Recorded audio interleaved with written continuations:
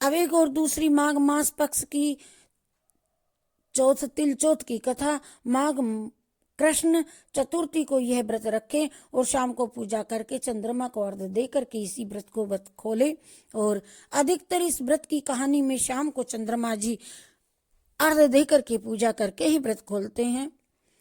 कथा इस प्रकार से है कि एक साहूकार था, उनके पास धन धान्य बहुत था लेकिन संतान नहीं होती थी। सभी सुहागन औरतें तो पूजा करते हुए देखा उसने, तो साहूकारनी ने पूछा कि आप लोग क्या कर रही हैं, इससे क्या होता है। तब औरतों ने कहा कि अन्न धन बांझ होवे तो पुत्र होता है। फिर साहूकारनी ने कहा कि मेरे धन धान्य तो बहुत है लेकिन संतान नहीं है। अगर मेरे भी पुत्र होगा तो 1.25 सेर का तिल कुट्टा करके मैं चढ़ाऊंगी। और उसके पुत्र हो गया। साहूकारिनी तो 1.25 सेर का तिल कुट्टा चढ़ाना भूल गई। सभी औरतों ने उसे याद दिलाया और कि आपके बेटा हो गया।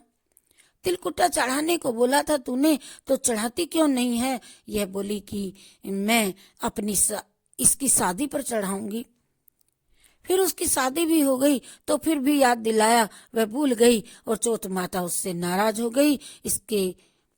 उसके लड़के को फेरे के समय पीपल के खोखले में छिपा दिया। चौथ माता ने सभी लोग दुल्हे को ढूंढने लगे। दुल्हा कहाँ गया, दुल्हा कहाँ गया। एक दिन वह लड़की पानी भरने आई। यह लड़का खोखले में से आवाज देता है, आओ मेरी 4 फेरे खाने वाली। तब वह बोली कि आप यहाँ आकर क्यों बैठे हो। अरे वह कहता है मुझे तो चौथ माता ने ला करके यहाँ पर बिठा दिया है। माँ को तिलकुट्टा चढ़ाने को बोल रखा था, माँ ने बोला हुआ तिलकुट्टा नहीं चढ़ाया, इसलिए चौथ माता नाराज कर माता ने मुझे यहाँ बिठाया है। मेरी माँ तिलकुट्टा चढ़ाएगी तो चौथ माता मुझे छोड़ देगी। वह लड़की घर जा करके अपनी माँ को सारी बातें बता देती है। कहती है माँ ने जाकर के अपनी बेटी की सासू जी से कहा कि विवाहिणी जी तिलकुट्टा चढ़ाने को बोला हुआ था।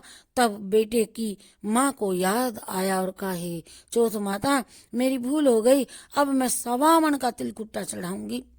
जल्दी से तिल मंगवा करके तिलकुट्टा करके सिर पर ऊंचा करके लेकर के गई और चौथ माता को चढ़ाया। फिर बेटे बहू को घर लेकर के आई। चौथ माता मेरा बेटा छुपाया जैसा किसी के भी बेटे को मत ही छुपाना, बल्कि मुझे मेरा बेटा तूने दिया जैसे सभी को बेटे देना। जय श्री कृष्ण। जय गणेशाय नमः। जय गणेशाय नमः। जय गणेशाय नमः। जय गणेशाय नमः।